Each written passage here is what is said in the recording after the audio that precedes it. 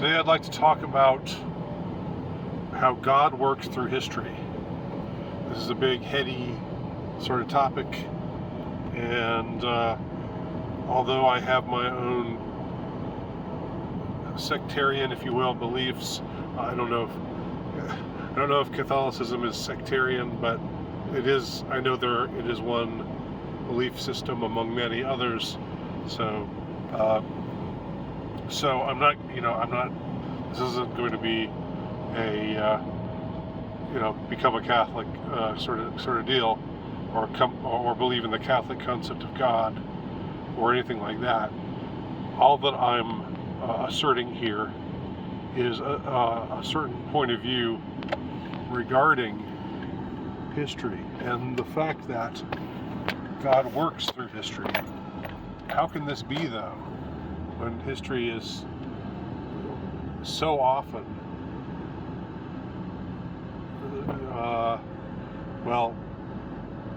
haphazard, maybe at best, tragic at worst, so many tragedies, so many unfathomable tragedies and atrocities. How can we say God is working through all of this? Well, what it boils down to is we don't understand how God is working through this, and we can't understand how God is working through this. And that goes for people who say, God's going to make this happen, or God's going to make that happen, or God did this because He wanted whatever. I think we should be careful about making statements like that. Although, when sometimes you have unexpected blessings in your life, you find doors opening for you unexpectedly, and I think it's good to be gracious and grateful on those occasions. However you see it, whether you see it as God or fate, or quote unquote the universe. I mean, that's a little pantheistic to phrase it that way. But anyway, I think it's good to be humble and gracious when things like that happen. But I think that asserting that God will do this or God will do that is, the joke, right? How do you make God laugh? Make a plan, right? You'll have heard that one. Well, when you talk about God working through history, the thing is, it is something that has to be taken on faith, because if we look at history, we don't necessarily see it. We don't necessarily see providence or providential things taking place. Sometimes we do, but oftentimes we don't. And when it comes to the big picture of history, as long as history is still going on, we can't really know what God is thinking, why God is making this happen or that happen, or allowing this or not allowing that, or anything like that. Nevertheless, I think that retaining a belief in providence, or in however you want to phrase it, that there is a reason for everything that happens, even if you don't understand it. That is the optimal way of thinking, because the alternative to that is either nihilism, which is not an optimal way of thinking, which does not even work intellectually. It's self-contradicting in various ways I won't go into here, but I think Those of you who know what I mean will know what I mean. So either you run into that, or you become utterly black-pilled, in the sense that I think that people get black-pilled today when they're talking about where things are and where things are headed, because they look around and they see what power is, where power lies, and they see that power lies with people who are completely depraved. So, change of scenery.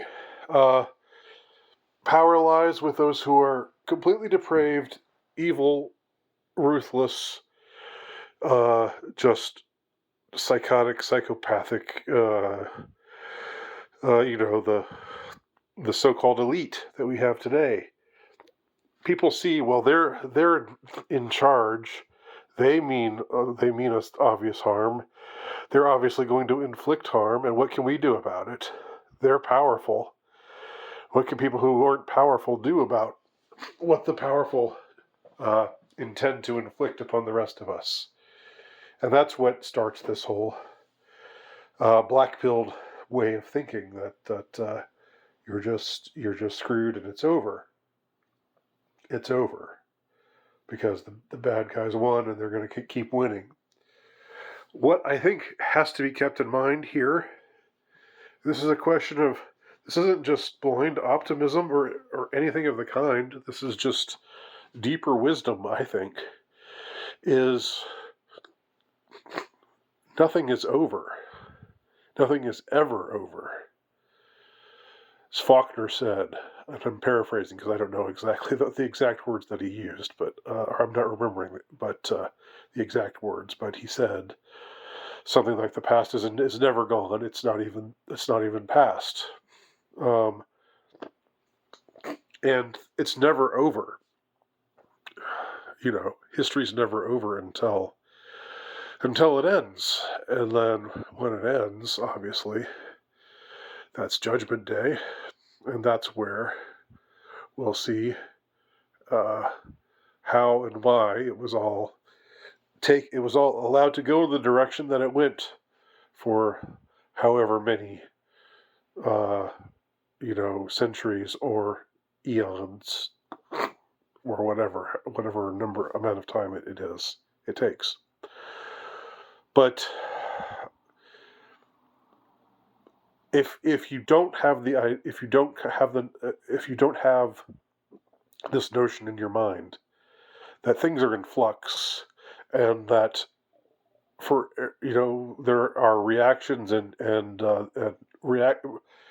are actions, and actions bring about reactions, and so forth, you'll see that the people you think who are all powerful, who you're tempted to think have godlike power, don't really. Yes, they have power. They have too much power, and yes, they are evil, and yes, they are ruthless, and yes, they are deeply disturbed, psychopathic, sociopathic, depraved in every imaginable way, and probably some unimaginable ways.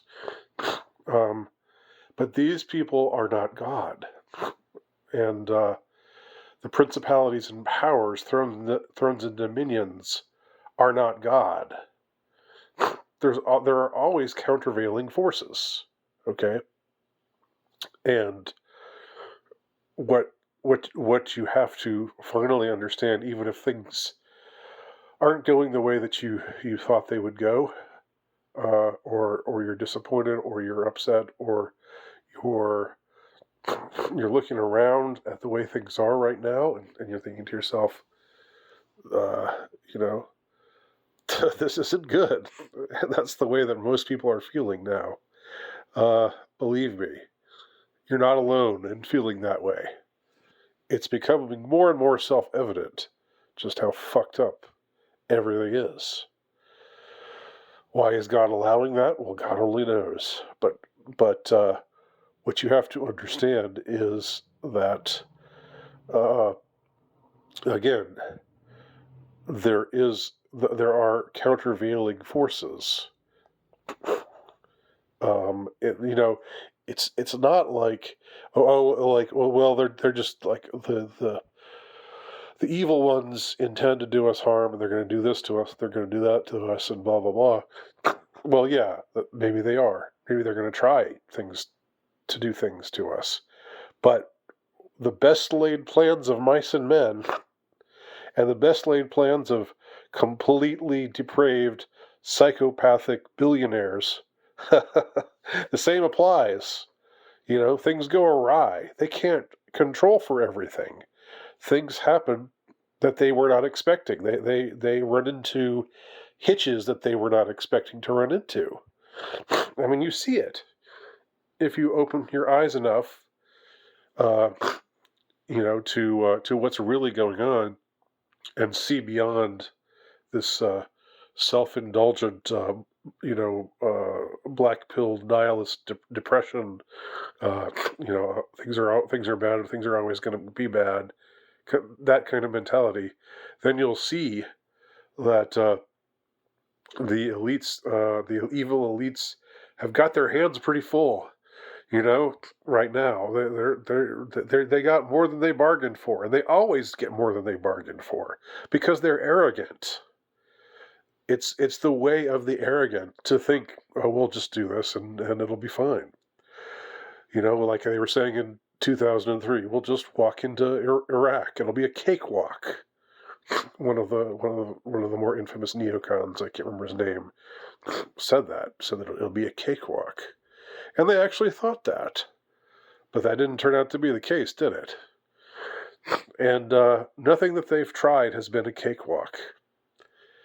And it never will be, because something will always scuttle their plans. Their best laid plans for dominion and to enhance their power and to create this hellish prison planet that they want to create through their new world order and all of that crap. So this is what I mean when I say God works through history. And again, pardon my no, don't pardon my analogies, pardon my allergies. But they're still an issue right now. And yes, I'm taking medication, but it's just the way. It's just what's out there right now. It's one of those variables. You just uh, forge through it, just like you forge through many things in life. All right, those are my thoughts on the issue of God and how God works through history.